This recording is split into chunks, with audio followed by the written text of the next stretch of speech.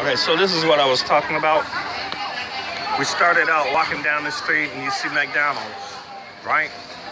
And it's an interesting, adventurous, bustling street.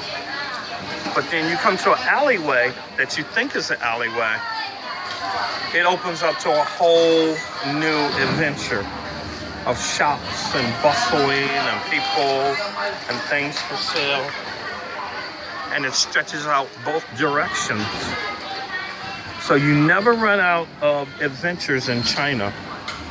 It beats any Chinatown that you have in any city in America. You can't beat the real China. I'm just saying, you can't beat it. 5-color chickens.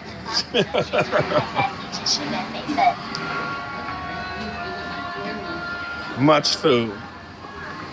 Much food.